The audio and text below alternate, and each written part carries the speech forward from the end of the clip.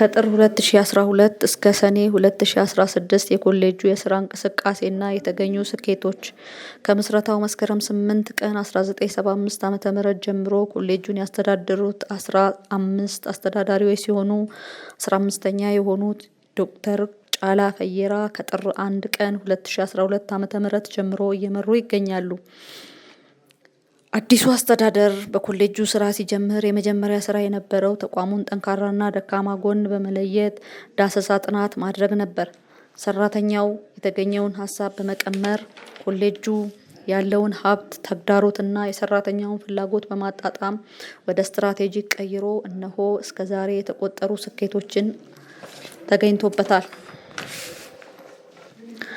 ከ300 ሄክታር የማይበልጥ ሲታረስ የነበረው የእርሻ መሬት እርሻውን ሜካናይዝድ ለማድረግ በኬኤፍደብሊው ከተገኘ አንድ ትራክተር በተጨማሪ 4 አዳዲስ ትራክተሮችን ከነተቀጽላቸው በመግዛት የነበሩትን አሮጌዎች ጠግኖ ወደ ስራ በማስገባት በ2016 እስከ 2000 ሄክታር ለማረስ ተችሏል። በአብዛኛው በሰብል ምርት ላይ ብቻ ትኩረት ሲሰጥ የነበረው ባህል በመቀየር አትክልትና ፍራፍሬ በስፋት እየተመረተ ይገኛል። ሰራተኞችና መምህራን አረም በማረም ምርት በመሰብሰብ አረንጓዴ አሻራ መርሃ ግብር ላይ እንዲሳተፉ በማድረግ የስራ ባህል ዳብሯል። ሰራተኞች፣ መምህራን፣ የተቋሙ ነዋሪዎች፣ በግቢ ውስጥ፣ ሀገር ውስጥ እና ከሀገር ውጭ ያሉ የግቢ ተወላጆች በኮሌጁ ልማትና ማህበራዊ መስተጋብሮች ላይ እንዲረባረቡ በማድረግ የመረዳዳትና የበጎ አድራጎት ባህል አድጓል። የባለድርሻ አካላት የመስክ ምልከታ መርሃ ግብር በማዘጋጀት ኮሌጁ እያከናወነ ያለውን የልማት ስራዎች ማስመልከት በፓናል ውይይትና የልምድ ልውውጥ በማድረግ ተሞክሮዎች እንዲስፋፉ ኮሌጁ ቅርብ የሆኑ በተለያዩ ምክንያቶች አሉታዊ አመለካከት የነበራቸው የውስጥና የውጭ አካላት አዎንታዊ አመለካከት እንዲኖራቸው ተሰርቷል።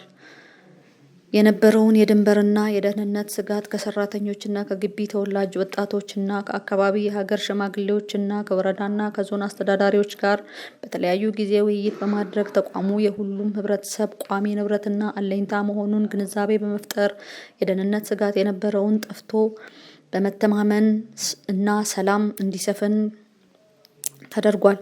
ችግሮች ለመፍታት በትምህርትና ስልጠና ያሉ ባለሙያዎች በተለይ የመሬት አስተዳደር የስራ ዘርፍ መምህራን የሆኑትና እንዲሁም አካባቢውን የሚያውቁ የደህንነት ሰራተኞች በጋራ በመሆን የኮሌጁን ክልል ዙሪያ ካርታ በማንሳት ከወረዳው መሬት አስተዳደር ጋር በመሆን የድንበሩ ክልል እንዲካለል ተደርጓል። ግጭት ዋና ምንጭ የሆነ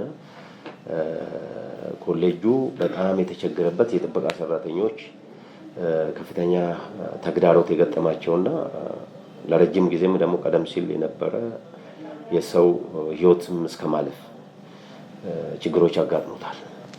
ስለዚህ እነዚህን ችግሮች ደግሞ በዘላቂው ከአካባቢው ማህበረሰብ ጋር ብዙ ስራ ለመስራት ችግሩን ለመፍታት ስራ ተሰርቷል።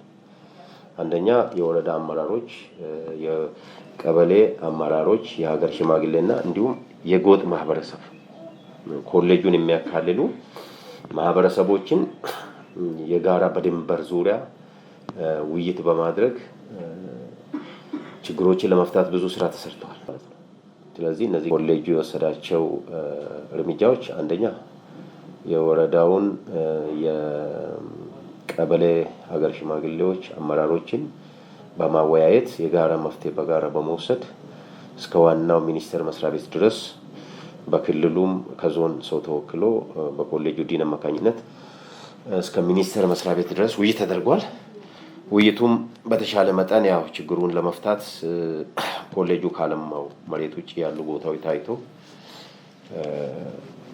ለጥቂት ጊዜ ለስራ አጡ እንዲሰጥ የሚል ሀሳቦች ስለነበሩ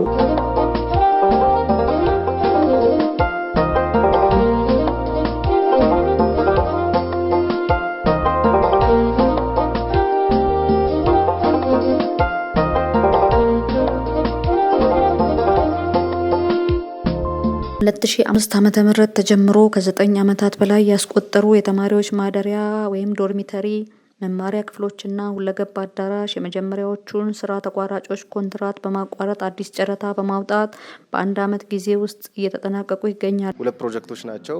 አንድ የመመረቂያ ክፍል አዳራሽ መማሪያ ክፍሎችና ሁለተኛው ፕሮጀክት ደግሞ ዶርሚቶሪ ፈቶች ነበሩ። ህንጻው ወደ መፍረስ በተለይ ደግሞ አሁን ያለንበት የመመረቂያ አዳራሹ ኦልሞስት ወደ መፍረስ አይነት ሁኔታ ነበር እየሄደ የነበረው።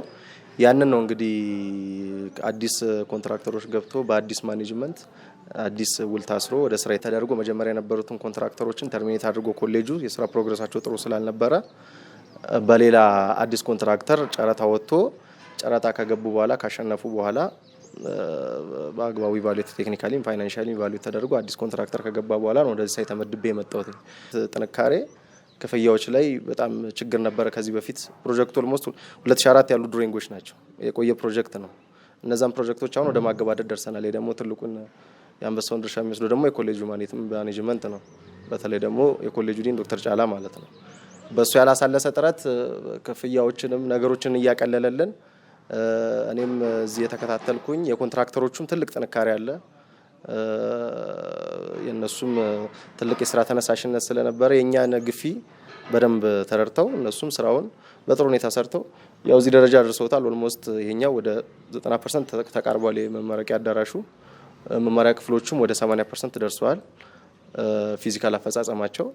ዶርሚቶሮቹም እንደዛው አሁን ያለንበት እዚህ ስሉ ትልቁ የሰራተኛና የነዋሪ ችግር የነበረው ልጆቻቸውን 8ኛ ክፍል ካጠናቀቁ በኋላ 9ኛ ክፍል እስከ 12ኛ ክፍል የሚማሩበት ምቹ ትምህርት ቤት ማጣት መሆኑን በመገንዘብ ኮሌጁ ውስጥ ሀገር ውስጥ እና ከሀገር ውጭ ያሉት የግቢው ተወላጆችን በማስተባበር በበጎ አድራጎት መዋጮ በማስተባበርና መስሪያ ቦታ በወቅቱ ከግብርና ሚኒስቴር በማስፈቀድ ጥራቱን የጠበቀ ሞዴል ሊሆን የሚችል ከ9ኛ እስከ 12ኛ ክፍል ትምህርት ቤት ግንባታ ፕሮጀክት ተቀርጾ በ10 ሄክታር መሬት ላይ በኮሌጁ ውስጥ ግንባታ ስራ ተጀምሯል።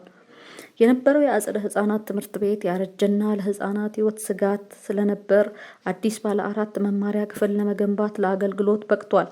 የኮሌጁን ሰራተኞች፣ መምህራንና ባለድርሻ አካላት በማስተባበር ለ4 አባወራ የሚሆን ቤት በበጎ አድራጎት ስራ ለመስራት ተችሏል።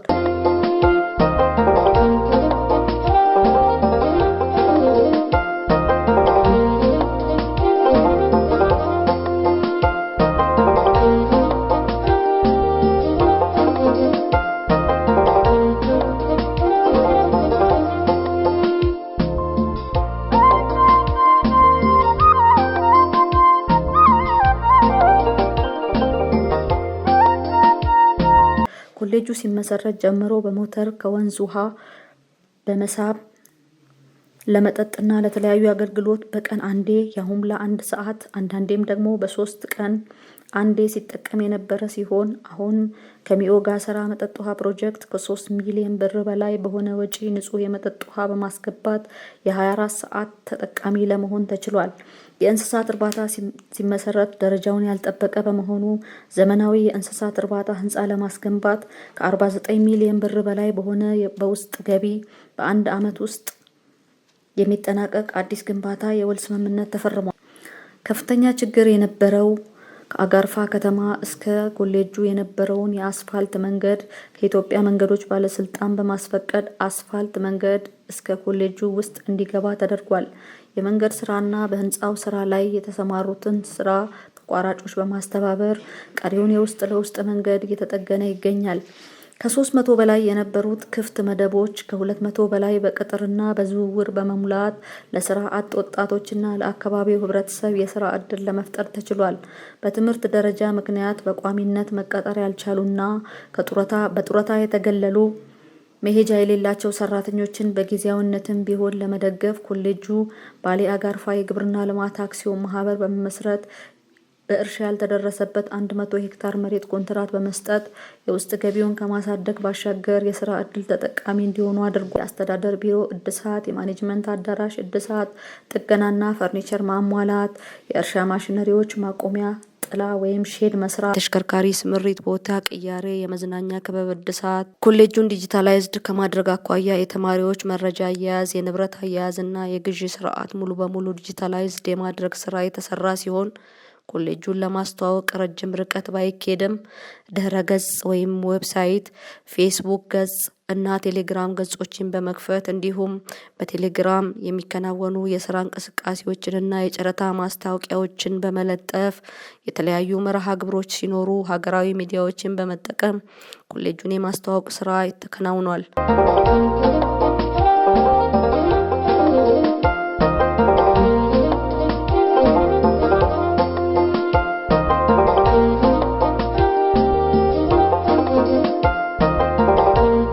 ትምህርትና ስልጠና የትምህርት ጥራትን ለማስጠበቅ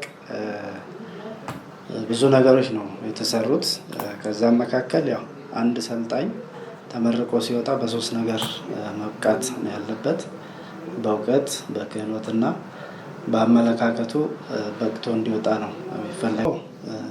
በክህሎት ነው። ክህሎት ያው ፕራክቲካል 70% ተማሪ መብቃት ያለበት በክህሎት ነው። እሱንም ሰርቶ ማሳያዎችን፣ ላቦራቶሪዎችን በደንብ በማደራጀት ፊልድ ላይ ተማሪው 70% እዛ እንዲያሳልፍ እያደረግ በዛ ልክ ጥሩ ክህሎት እንዲኖረው ሲሰራ ቆይቷል። አሰልጣኞችን በማምጣት ይሄ ፓትሪዮቲዝም እና ስነ ምግባር ላይ ጥሩ ስልጠና ተሰጥቷል ለሁለቱም ባች ተማሪ እና በዚህ ልክ ስናበቃ ቆይ ጥሩ ክህሎት ኖራቸው፣ ጥሩ እውቀት ኖራቸው ጥሩ ተማሪ እንዲያፈሩ ስልጠናዎችን መስጠት ነው። በእኛም እንሰጣለን። እንደ ሚኒስቴር መስሪያ ቤትም ተዘጋጅቶ የሚሰጥ ስልጠና አለ። ያ ሁሉንም ላያካትት ይችላል።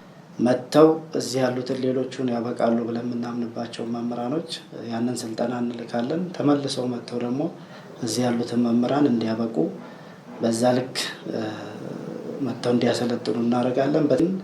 ብቁ መሆናቸውን መመዘን ስላለብን መምህራኖች ምዘና እንዲወስዱ እንደ ግንባር ቀደም ኮሌጅ ነው። ከ5 ኮሌጆች ሌላው ኮሌጅ አልመዘንም እስካሁን።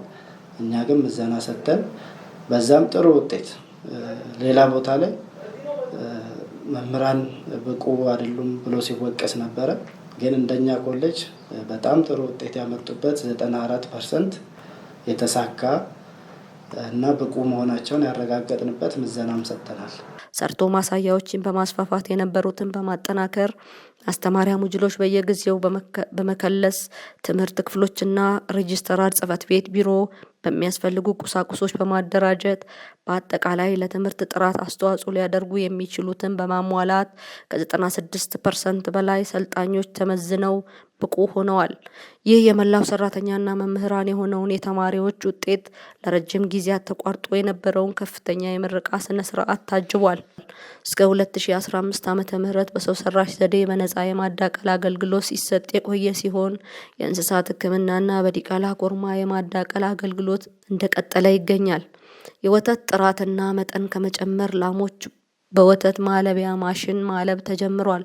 ዶሮ፣ በግ እና ንብ እርባታዎችን ለተግባር ትምህርት ከማዋል ባለፈ ገቢ እንዲያገኙ በሳይንሳዊ ዘዴ እየተደገፉ እየተስፋፉ ይገኛሉ። የተገዙ አዳዲስ መሳሪያዎችን በተመለከተ የእርሻ ማሽነሪዎች ከነተቀጸላቸው፣ ሲኖትራክ፣ የሰራተኛ ሰርቪስ፣ ስማርት ቴሌቪዥን፣ የቢሮ ወንበሮች፣ ሼልፎች፣ የጋራዥ እና መሰረተ ልማት አውታሮች ማሽነሪዎች፣ የቢሮ ማሽነሪዎች፣ ፎቶኮፒ ፕሪንተሮች፣ ኮምፒውተሮች፣ የውሃ ጀነሬተሮች የስልጠናና የልማት ስራዎችንና የአገልግሎት አሰጣጥን ለማቀላጠፍ ሲባል ለማሟላት የተሞከሩ ናቸው።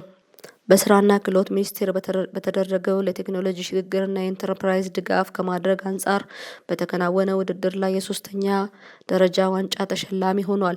በኮሌጁ ውስጥ የተጀመረውን የጋራ ስፖርት እንቅስቃሴ ወደ ከፍተኛ የመረብና የእግር ኳስ ቡድኖች በማደጉ የመረብ ኳስ ቡድን ለ2 ተከታታይ ዓመታት የኦሮሚያ አሸናፊዎች አሸናፊ ሻምፒዮና በመሆን ለ2 ጊዜያት የዋንጫ ተሸላሚ ሆኗል። ኮሌጁ እስካሁን ያስመዘገበውን ስኬቶች የመላው ሰራተኛ መምህራንና ባለድርሻ አካላት ርብርብ ውጤት ሲሆን ስኬቶቹን ለማስቀጠልና ምቹ ስራ አካባቢ ለመፍጠር የቢሮ አጥር፣ የግቢ ውበት፣ የውስጥ ለውስጥ መንገድ ስራ የተከናወነ ሲሆን ከበፊቱ የበለጠ ስኬት ለማስመዝገብ አዳዲስ ስትራቴጂ በመንደፍ አሁንም ለበለጠ ስኬት ሩጫውን እንደቀጠለ ነው።